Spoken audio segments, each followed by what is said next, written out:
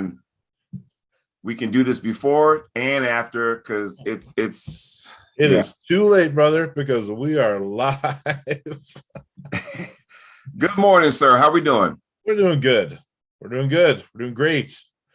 We're live on YouTube. I am confirming that we're live on YouTube because, well, we got some things to take care of. Well, a lot of stuff to talk about. First things first, everybody, go ahead and feel free to hit the like button and subscribe to this channel, please. Most definitely. Hit the like button, subscribe to the channel. You know, we got a lot to talk about, man. Yes. Got a lot to talk about. Now, where would you like to begin? This question happened before the show and prior to us leaving the show. As far as the West, where do we go from here? That would be the question of all questions. Well, I mean, that is the question of all questions. Now, that being said, I was going to kind of throw this weird analysis in there. Okay. That talked about, and I'm not just saying this because he kicked my ass, but how good is Alex Kurdecha? He looks amazing now. Because he beats Hermes handily. Mm-hmm. He beats Sporong handily. He beat myself also handily. We'll say that. I'm man enough to admit that I was outgunned on that particular day, at that particular time. Now, then the guys that he beats easily go on to kill, well, not Tobias so much, but he was in that match. Yeah. You got Gasparini goes on, wins a bunch of matches, beats Arif.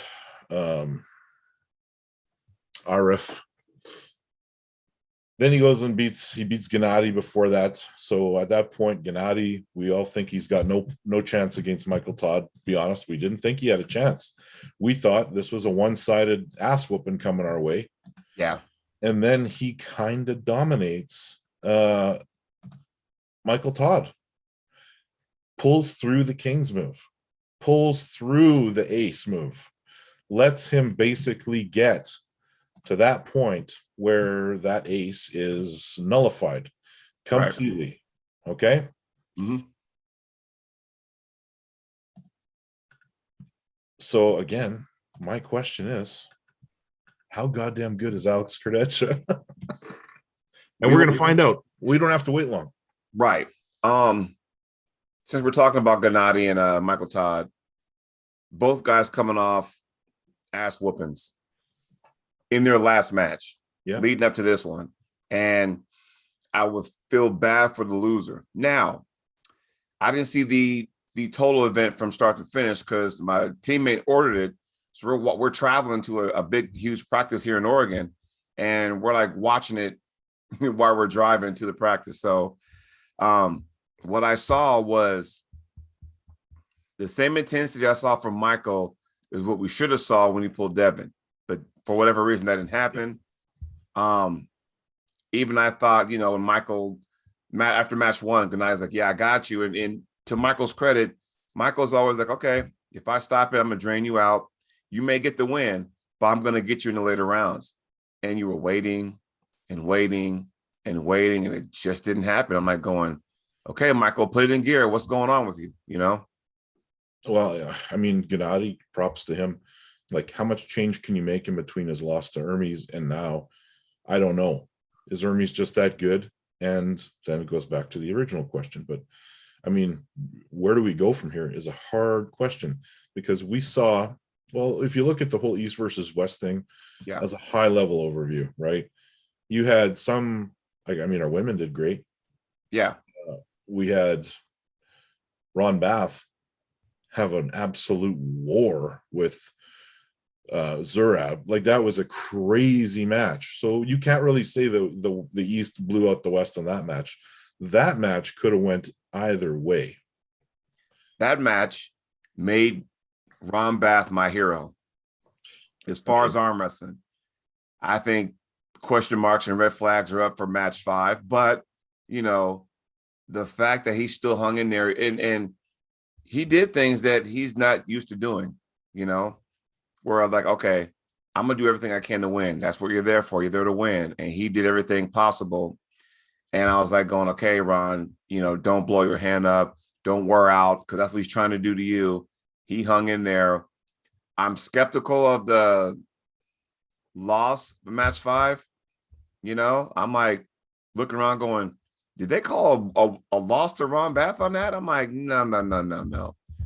So, of course, you know, you don't want to have the intention that, well, if you're going to go to Turkey, you might get screwed. But that match was like, okay, you can't end a great match like that on that kind of call. Right. And I agree with you, but I think that I think overall the reffing was really good. Yeah. Yeah, I really do. I think that those were all WAF, like master level refs. I think they did an amazing job. I mean, props to Ron. In my mind, that does not lower his stock at all. Yeah. And that guy's a killer. I mean, he's an amazing arm wrestler. Now, I'm not full of shit when I say this next thing. I was kind of like you. For me, it was work. So I was leaving sporadically, doing house showings, literally sitting at homes, like watching on my phone in between. And the one match that I saw zero footage from was Chance Shaw's match. Now, I know he lost.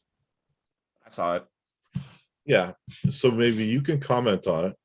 Did Chance provide resistance? Was it a good match? Round 1, yes. Okay. I think because stylistically with that low hand, and I think people need to understand when you have a person who likes the low hand like this, then normally that goes against every aspect of arm wrestling. Never have your hand up. You want to have your riser up. His is down. Avoiding a hook. Right. I think what Chance was lacking was side pressure. I think that's what got him at the end. Yeah. Because from the wrist up, in the hand, Chance had it. But without side pressure, hand to wrist doesn't mean nothing. Yeah. Look at Todd Hutchings. If you can crack his wrist back, he can care less because he has enough side pressure to pull through that. If you're all hand and wrist like I am, and that's the one thing I'm working on a side note, you know, with my ride is more side pressure because from here up, Chance had the match, but he was lacking all this over here as side pressure. He didn't have it, you know, and I think it blew him up, you know, to where it's like, okay, I don't think Chance had an answer. And I think when you pull one style and it doesn't go, then you kind of run out, you know? Yeah. So I'm really hard on Chance Shaw, and I know that. But from everything that I have heard, sounds like he was just went away from that match having learned a few things, and he'll come back. He'll be better. You know, I keep forgetting how young Chance actually is, right? Yeah. So the guy's not, what is he, 24 or something like that? Like, yeah, something like that. Like, this is not even, remember him right now and how good he is now. Because in 10 years, if he keeps the trajectory he's on, finds the right people, and he does what we all think he's going to do, he could be the man. And he's going in there and arm wrestling guys with a lot of experience in a foreign country, you know, doing all the travel, all that kind of stuff. This is not insignificant things. I would love to see those guys come over here and have travel over to the West. And actually, when is that going to happen? I mean, we go over there. If it's King of Table, we West go over there. If it's East versus West, we go over there. Unless somebody's like Paul Italia put something together, have those guys come here. It's like what needs to happen? And is it my imagination? Because when I say this, it'll make sense. In our sport, when you're spectators, you see it from what we see as a fan, as opposed to when you're actually in the match. Is it me, or does it seem like all the guys and girls from the West did was hold on? Like there was no go. It seemed like Jonathan Breida, ready to go. He just kind of was holding. I'm like, why are you not going? And I don't know if it was their opponent kind of freezed them up, stopped them at the top or what. It just seemed like all we did was hold on. Don't hold on, go, Yeah, that's a good point. And I think it might be a lack of experience, because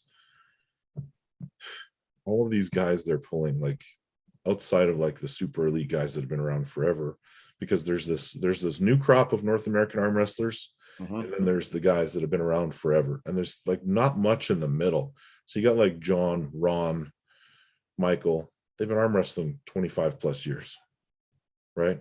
Yeah. And you got these new guys like Chance. I'll put Derek somewhere as a middle guy because he's been around a long time. He just took a long break. Right.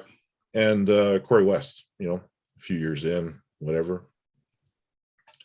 It's tough because these guys didn't go through the traditional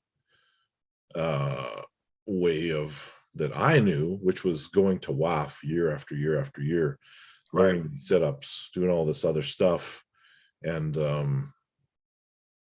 when they end up in a WAF situation with WAF rules, it's going to be tough. It's going to be tough for them. And the refereeing is so tight that it will be an awkward situation as well. And that might be the what kept them from doing the hits. So I definitely see what you're saying. Brida's match was another one I did not see. So I kind of feel bad because I texted him and I said, how's it going? And he had already lost, but I was in the middle of showings, and yeah.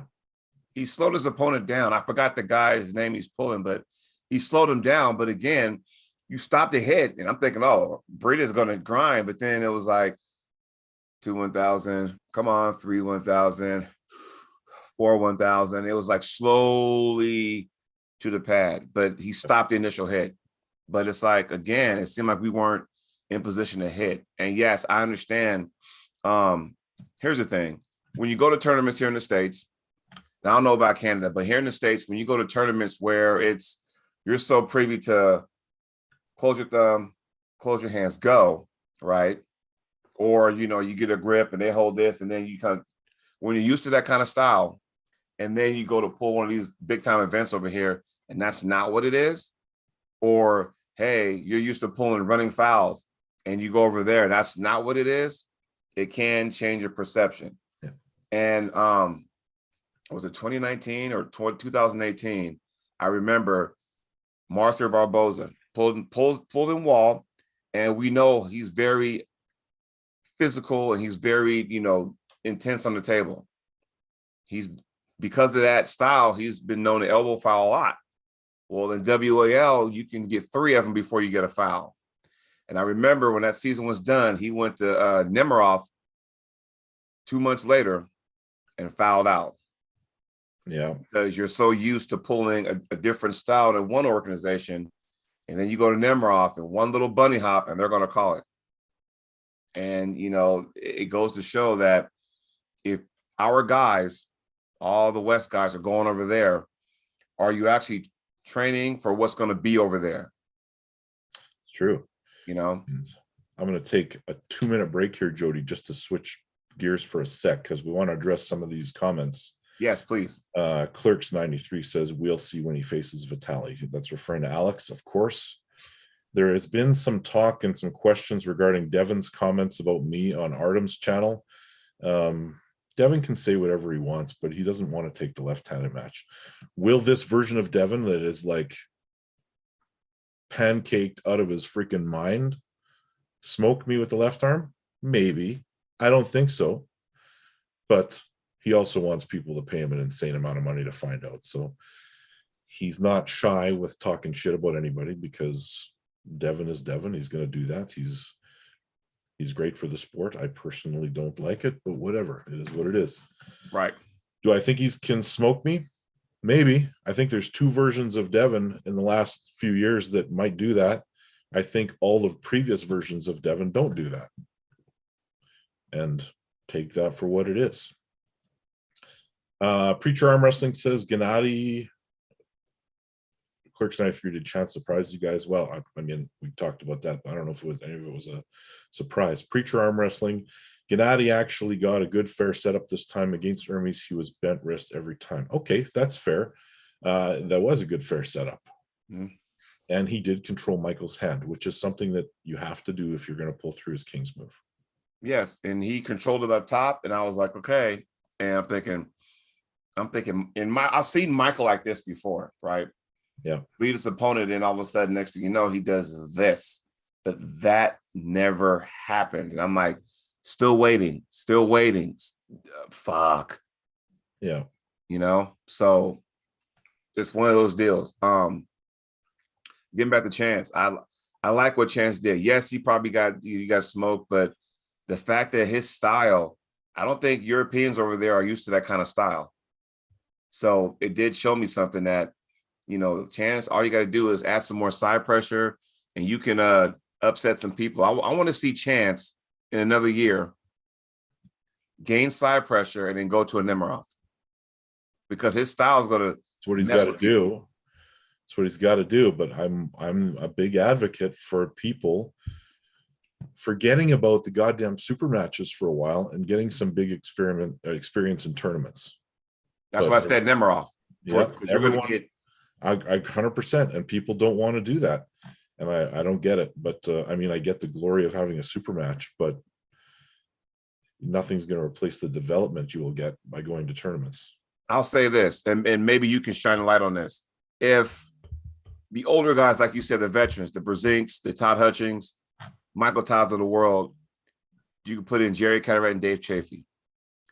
Those group of guys, as opposed to these next group I'm about to mention, Derek Smith. Even Derek, I guess you can put him in the middle, but the Corey West, Chance Shaws of the world, the difference is that Brzink, Todd, those guys I mentioned, they've been there, done that, which is probably why they're at a point in their careers where I'm taking super matches, because they've been there and done that. They've been to WAF Worlds. They've been to Nemiroff. They've been to that kind of stuff before. Hell, I remember, Ron Bath. That guy is probably the one guy that was so impressive at a WAF. Was it 2003 or 5 or something like that? He went to England, and his quest for 4 golds, he walked away with 3 golds and a silver. Okay, that right, and we're talking, he was going against guys like Taras Ivakin, right? Some killers back then. And he's been there, done that. Brzink, been there, done that. Michael Todd, been there, done that. Those guys I've mentioned. Jerry Carteret, he has a couple WAF titles, been there, done that. You, been there, done that. So those guys can probably say, hey, I've earned the fact that I've earned that spot where I can just pull super matches. Dave Chafee, 2010 world champion, been there, done that. But when you got the younger guys here, and like I said, everyone has their own path. I'm not picking on them, but I'm saying this because it goes back to what you said. To get that, that experience, you got to go against those guys that just annihilate people, just so you kind of know, okay, now I know what I'm up against, Completely agree. I definitely think that that's the right path for everybody. Taking super matches when you're brand new in the sport is going to limit you. Now, Billy Berg, good morning. Ward Drake, traveling takes a huge toll on you. I agree. Now, Todd says the East trains for fast starts, the West doesn't. Well, I think it's kind of a combination of things here. I train for fast starts. Me too. 100%. That's why I'm going to blast through Michael Todd with the left arm. Yeah, and here's the thing. I felt bad. I almost wanted to cry. So his post interview, I guess, on his channel after the match, and him and Rebecca on there, and he's signing shirts and all that kind of stuff. And I just felt bad. I felt like, dude, I've never seen Michael so dejected in my life as far as arm wrestling. Like, he felt like, dude, I don't know, I can't. I've never seen so much lack of confidence going forward. And he even said, well, I got left-handed matches coming up. Yeah, and you do. You have Robbie Topi coming up. You have Ryan Espy coming up. And I know they're on the left-hand side, but right now go to Greece, which is where he's at, hang out, have fun, enjoy your Valentine's Day over there on, across the pond. Don't think about arm wrestling, because I can tell you right now, in his voice, he sounded so dejected, and I felt bad because we all know Michael Todd is that guy. Hey, he's going to come back. He's going to, get off, get back on the horse, dust himself off. But the body language, the tone of his voice, I just kind of felt bad. Like, damn, Yeah, but I think Michael needs to realize that, sometimes the comeback story is the better story. Mm-hmm. And I think he has the ability to do that. He just maybe needs to tweak things, change it up. He has the tools to be the best guy. He just, it's not happening right now. Well, I thought his comeback story was this right here. Yeah. After losing to Devin the way he did, I'm thinking, okay, even he said the days leading up, I'm tired of waiting. I'm tired. I just want to pull. I'm tired of waiting. I don't want to wait 6 months between every match. And now you lost your last two, which is not, this is different territory for him. He's not used to that. So where do you go? Again, there's a question. Where do we go? JP, you are delusional, my man. First, you say you're going to beat me left-handed, and then you're going to say Monster Michael Todd is done. Both delusional comments. Who? Both. JP Wapachi. Now, let's talk about like the two high points. I mean, here's the deal.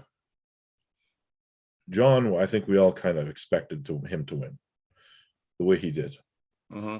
I personally also expected what I saw from Todd Hutchings, which was a complete thrashing of Yorda and Sonev. But he is actually, I've heard about the videos where they were laughing. They're making fun of the guys from the West, like him and his training partners.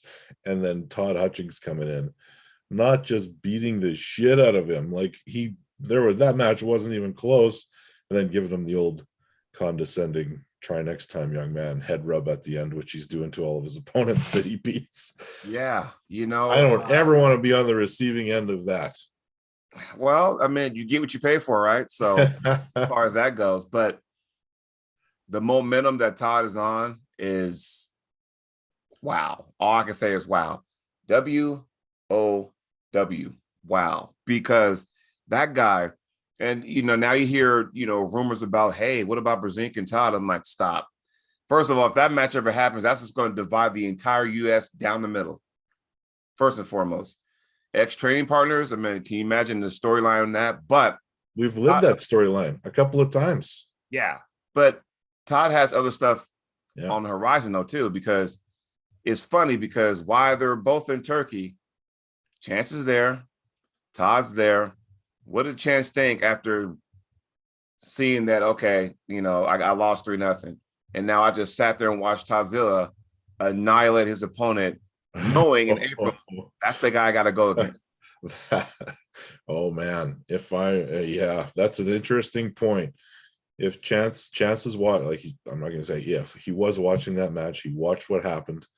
Mm-hmm. Sonev is no chump. He's a good arm wrestler, and he's strong. I would have actually also predicted Chance to beat him, for your information. Right. But not like that. And I think that when he sees that, if Chance is lacking in the side pressure department, as you say, that's a long day for Chance. And it doesn't matter if Chance gets pronation and pulls Todd's hand away from him. Right. It's a tall order. It's a tall order. Billy Berg with the super chat. We haven't got one of those in a while. $1. He doesn't say anything. Well, he does laughter. He says, "You're going to smash the monster." I think I am too. And I want to, on the record, for everybody watching out there, it's not that Chance doesn't have side pressure. He just doesn't have good side pressure or gets a good side pressure puller, is what I'm saying. I'm not saying he has no side pressure. That's not what I'm saying. No, he's just not. He's outgunned in that specific strength against more elite guys. And that's a gift he has been given now, that he knows exactly what he has to work on. Yeah. I'm super, excited for that, because I'm telling you right now, what is Chance thinking on that plane ride home? Like, fuck. Is he sitting up there and, Maggie's rubbing his shoulders? Babe, what are you thinking? April, I got a lot of work to do between now and then. I don't know if he's staying over there for a while, but I know he was over in Sweden training with some of the guys there. I don't know if he's hanging out there still or if he's coming home, but that plane ride home, he's got a lot to think about. He does. But I mean, if I'm him, I know what I got to do. Like, I know what the mission is. So you either go head to head with him inside pressure or you avoid it somehow. But that's tough. You can avoid it. All you got to do is watch how Todd pulled Zoli off. Yeah. We all know when they went inside, there was no way to beat Todd, but Zoli found a way. He was quicker than Todd, and Todd will tell you right now, he's not the quickest puller. He was quicker than Todd, and he pronated hard and fast. And that's how he got Todd here, right? Not here, but there, right? So if Chance wants to do that, he had to watch that match over and over. Now, let's play devil's advocate for a second. If Chance happens to lose this match, now Chance is what, 0 for 3 in his last super matches? Yeah. If you add the John Brzezinski one, right? Got to regroup a little bit after that. At what point do you got to go, okay? Because, I mean, let's say, he lives in Florida and, they got the Florida states. I think he's at a point where it's like, it's kind of pointless to him to pull that because King of Florida, whatever, I get that. But now you're taking on these super matches and you're not faring well right now. So where do you go? Well, in my opinion, you maybe revisit something like you start, I don't know, man. Like Ryan Bowen's attitude of like chasing losses until you can't find them anymore. I love it, but Chance is no problem finding those right now. So right. Maybe you revisit some of your old losses and you try to get rid of them. And when I think about Chance Shaw, and if he loses to Todd Hutchings, which, he's definitely not the favorite in that match, Chance, maybe he revisits a match with somebody like Robbie Burnett. Yeah. A guy that beat him the last time they faced each other. Yeah. Or go to a big tournament. I mean, you can go to the Arnold, which, obviously he's probably not going to go, but you can do a match like that, right? Because you've been to the Arnold before. I've been to the Arnold. They got some studs over there. I think it's almost like you don't want to be Larry Wills, where every event you got, you lose. You see what I'm saying? Like, I think Larry Wills need tournaments under his belt. I understand the king of the table is his baby, and he's going to put himself in there. But right now, Larry, love the guy, but he's 0-2. And you don't want to do that because you don't want to see somebody like Larry Wills, who has that kind of talent and that name recognition that can bring to our sport, go, you know what? Maybe this ain't for me. I'm going to walk away because I can't seem to win. You don't want to do that. So either for Larry, you either, I guess you could say, have an opponent that you can beat just to kind of go, okay, it makes me get back into it, or pull a tournament. That's where I see Chance at some point. Like, dude, you got to get back. If you keep pulling these matches and it doesn't work out for you, at what point do you got to go, okay, because now you lose credibility. If you were to take that match with Jerry Cataract, what would happen? Do you see what I'm saying? I do. And now he's going to pull Khaled Giselle, and allegedly, and we could see another loss. I don't want to see it, but just find a guy you can beat. Feed him somebody. I don't even care. Give some guy a chance to go get. The problem is Larry could still get beat by somebody with superior technique and inferior power. That's just the way it is. And I mean, I like to build guys up, but I mean, there's a traditional way that has been working every time. Yeah. I just think you have to go through. You have to take a lot of ass kickers in tournaments, honestly. That's just me, though. I mean, I love super matches, don't get me wrong, because it tells me that what kind of puller are you? Are you a one-trick pony? Because if someone shuts that down, match one, where do you go from there, right? But let's change gears. Schoolboy, what are your thoughts? Herman on short notice actually put up a lot more resistance than I thought he was going to. He won a match. If Schoolboy didn't get position on him, Herman could have won that. Mm-hmm. If Herman had a month or two to prepare, knew he was actually going to be pulling him, could have been a different match. I was surprised. Right. And the surprising thing for me is maybe Evan Burgoyne would have been in that match. See, You and know, that right there, I would have loved. You know what? When we were driving to our rankings practice, had Evan not got COVID, and when we would have saw who's up next, we would have pulled the truck over just to watch that match because I was so excited for that. But situations, kind of took that away. And Ryan, when I say this, you'll understand this. As arm wrestlers, when we train. Yeah. But when we train for a certain person or a certain tournament, your training is different. Your training gets more intense. Your training goes up a little bit. Now, Herman Stevens is the training partner of Jonathan Breida. I know it's not like Herman just got the couch. I'm sure he was helping Breida for his match. So it's not like Herman wasn't doing nothing. But since he was already going to go there anyway to be in his buddy's corner, totally get that. Now all of a sudden, hey, since I'm already going over there, let's go ahead and give Herman that match. Cool. But now it becomes a mental thing. Like, oh, I wasn't ready, prepared to pull Schoolboy. Now, okay, fuck it, throw me in there. I don't know how it went down, but it was almost like, well, fuck it, I'm already going anywhere. Put me in there. But, again, had Herman knew this 2 months in advance, might have been a different kind of match, Yeah. I mean, that could have been it opened my eyes a little bit on maybe Schoolboy's level, and maybe he is not quite as high as I thought. Now, taking nothing away from him, he's another young guy that is destined for greatness. He truly is. But there are now a whole bunch of intriguing matches out there for him. And he is not averse to coming to North America to pull. So, I mean, I love the fact that there are options for him. If you want to see these young guys really get after it and see where they stand, that's when you say, Derek Smith, Schoolboy. Chan Shaw, Schoolboy. Yeah. Here's the issue, right? So, I mean, this has been beaten to death, and Maine Wolverine made a comment about it. He says, I've got to give Chance credit for going there and competing. Me too. Derek Smith is ducking matches to manipulate his way up to rankings. Now, I have really been hard on Derek a little bit too for that, but I don't know if he's ducking matches. Like, I don't think Derek is ducking matches. I don't think he would take a match with Schoolboy.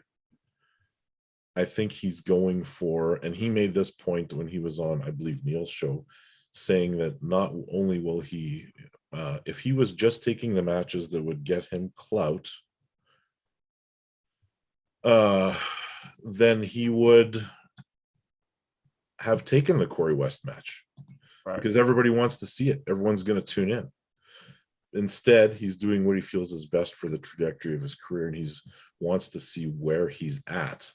So he's actually going and taking the tougher matches, you can say. And yes, they just appear to be against guys that are well ahead of him in the ranking. I told people how I felt. I felt that Corey West and Derek Smith match should happen. Did you hear why I said that? No, I didn't.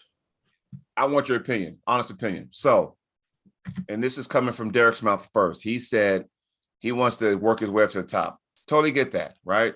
Yep. Now, Derek went from like 19 to like number 5 now. So the guys that above him in the North America rankings is Devin, Michael, Todd Zilla, Dave Chafee, right? So he said he wants to pull Dave Chafee. Why? Derek's the lower guy, rank-wise. I want to pull somebody above me to see where I stand. Fine. Well, look at Corey West. He's number 7. He wants Derek. Why? In the rankings, Derek's higher than Corey. I want that match. Okay? So it takes the higher guy to say yes. So Corey's like, dude, I want to pull you. You should pull me. No, I'm chasing higher guys. That's fine. That's your path. Well, Derek's like, I'm chasing Dave Chafee. Dave, you want a match? What if Dave said no because I want to pull Toddzilla? I want to run it back with Michael or Devin. What if Dave tells Derek no? Then where we're at, So we're playing this cat and mouse game, chasing our tail with this rankings thing, because all it takes is the higher guy to say, yes, I'll pull you, or he could say no, then everything you want is off the table for now. That's how I feel about that. I agree. And what if Dave says no? Here's the thing, though, that makes the Corey West match so enticing. Yeah. If Derek beats him, he's got a match with Michael Todd. That was put on the table. Yeah. So, and now that Michael lost, what is Derek thinking now? Yeah.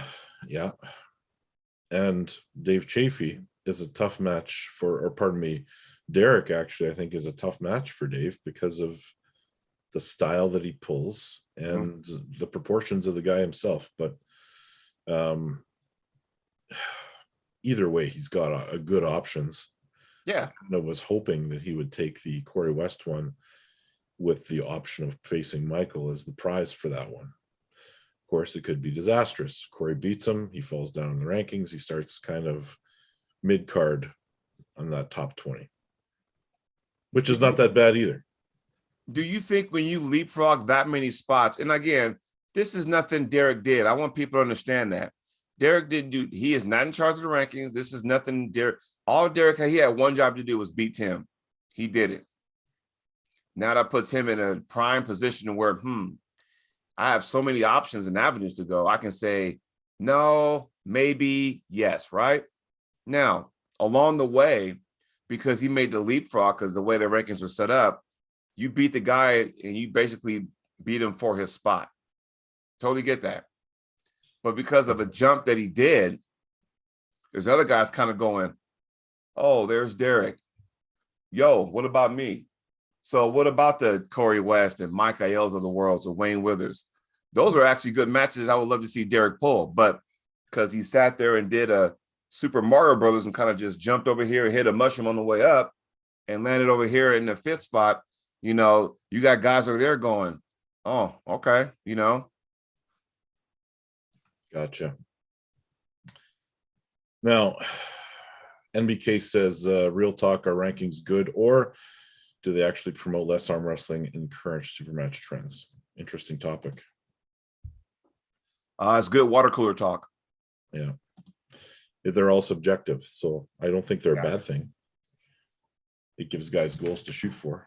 I mean, they're determined a lot by the guys that are the opinions of the people doing the rankings. There's no mathematical system of doing it.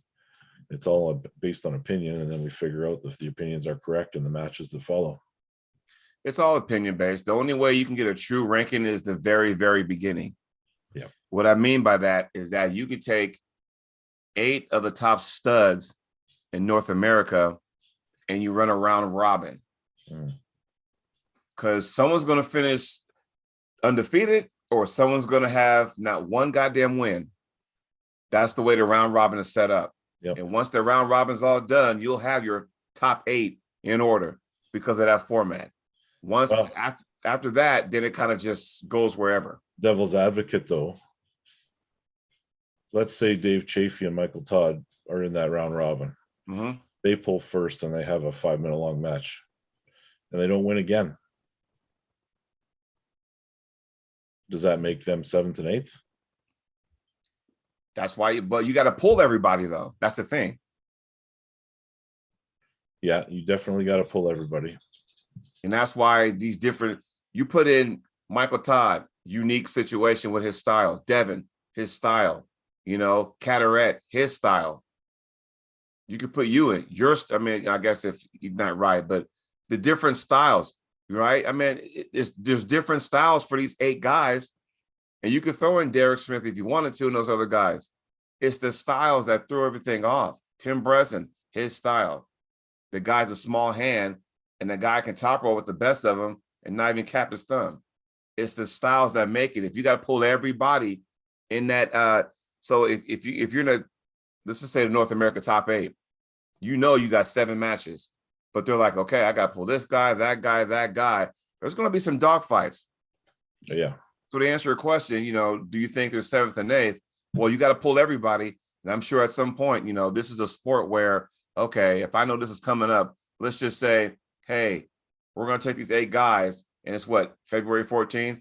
Come December, train up, because we're going to do this 8-man round robin, whatever, come December.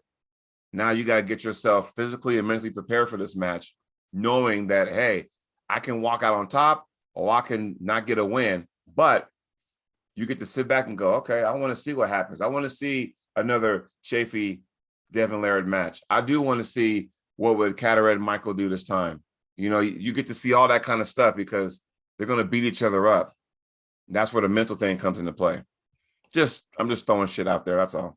Yeah, MBK says the sport is in a weird spot. I agree, especially with coming out of COVID and all this stuff. But let's talk about, did we miss anything with East versus West? I mean, there's not, some of those matches were so one-sided, there's not a lot to say, but did we miss anything with those matches?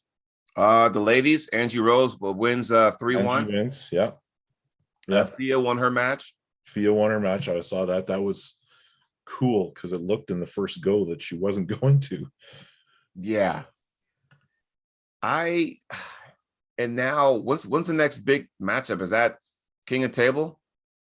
King of the Table, but let's instead of going on down that path, let's talk about what you have coming up, because I want to hear about, when is your match with Topi? June 11th.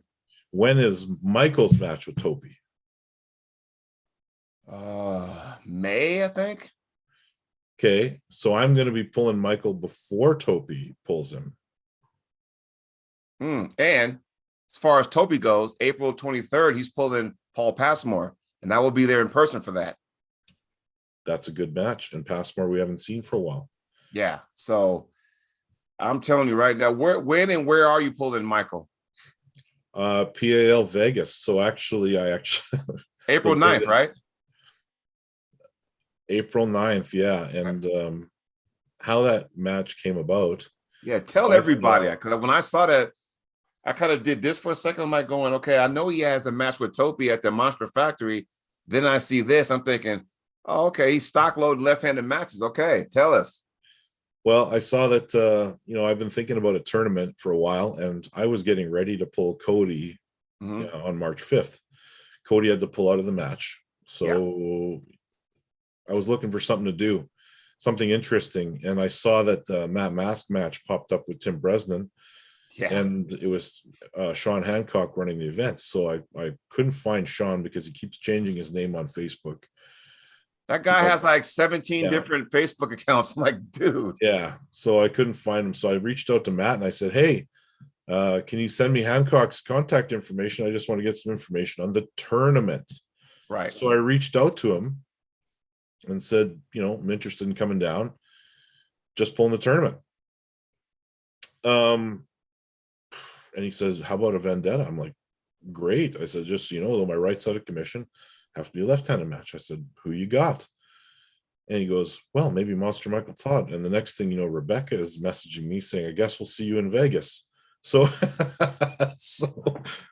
it's, that's how it came to be. And then all of a sudden it evolved into a Canada versus USA thing. Wow. I mean, that right there, it's like, just like that tournament just skyrocketed. Yeah. So you got Tim versus Matt. You got myself versus Monster Michael Todd. You got Sean Hancock pulling Fraser Benoit, who is a multi-time Canadian champion and has been to WAF a lot. That's a good match. Yes. That's a really good match. Then you got Mike Fontenot versus Jeff Frank. Yeah, Fondo and Frank. Yeah. I mean, and I just recently pulled Jeff Frank in December. So I know it was funny because Sean Hancock asked me, hey, how does Jeff Frank feel? And I said, well, I mean, and this is, when I say this, guys, don't take this as me talking shit. It's just, he asked the honest question. How did Jeff Frank feel? I said, I felt like I could control his hand the entire time. But I told him in match 3, I made the mistake of not fully committing in the hook. And that's where he got me. So, that's on. And I just sent them the video. Like, here, you got footage of the match? Yeah, here it is on YouTube. And I sent them the link and stuff. So I don't know what he did with it. But, and then all of a sudden I see Frank and Fontenot. So I'm like, oh, okay. So I thought Sean was going to end up pulling him too. So. Yeah. And then we had Nelson Torque versus I can't remember the guy's name, but it's shaping up.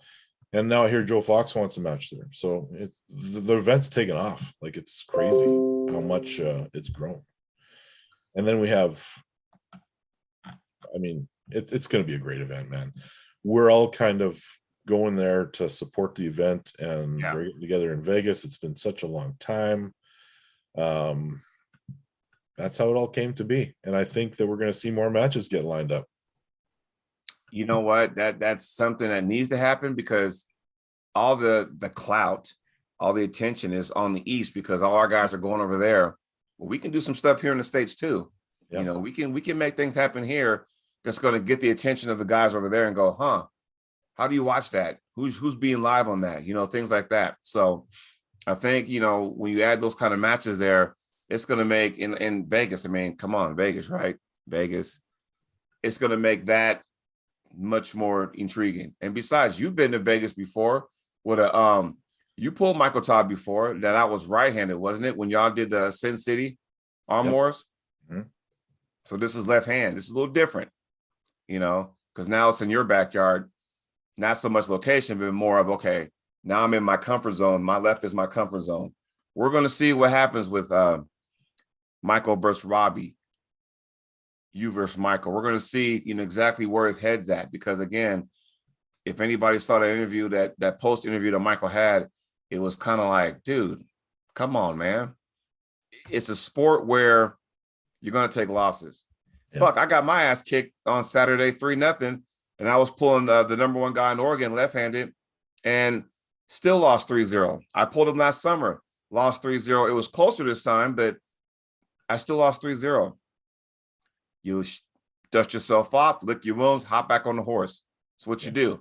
You're going to take losses in the sport. And I think some people, because of social media, people might see me lose. And if they lose, then they go into hiding for a while. I actually posted my losses.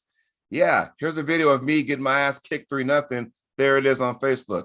You know, for me, it's just, this sport is so humbling, right? If I can use that word. So humbling that you're going to take a loss sooner or later. You know, nobody is undefeated in this sport. Right. The only people undefeated are the guys that do not pull.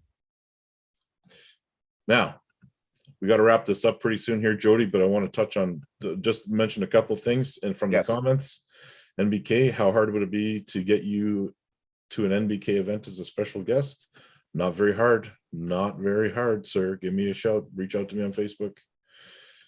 And Main Wolverine, Ryan, if you have a muscle that pulled loose or tore badly in your right forearm, I know it wasn't operated on, can you ever gain full strength? We're going to find out, because I started training it today. Ooh, how'd it feel? So, felt all right. Felt a little gross, but just not quite right. Gotcha. No pain, but I did start training it. There is a minuscule chance that I'll pull the tournament just for fun in Vegas. Okay. With the right arm. Be careful. Very small chance. Yeah. Be careful. And it will be partial effort. Jody, my man, I have to run, so we got to wrap her up. But safe to say we're going to do the same time next week. Let's do it, man. Let's do it. Now, Jody's channel is right at the top of the video description, so make sure you hit subscribe over there. And, of course, subscribe here if you haven't already, and hit like on all the videos. Question before we get off, how many likes did we get on this? I don't know. I got to hit reload. I'll hit reload right now and I'll tell you. You guys need to hit the like button. Seriously, this is a new show. Yeah. I mean, the Can-Am Connection. I know we're not Tom Zink and Rick Martel, but come on, you know, so. Right on. Hit the like button. Yes, sir. Everybody, if we missed your comments, we apologize. We'll get to it next week. And yeah. Thanks, buddy. Take care, you guys. See everybody later. Next week, same time.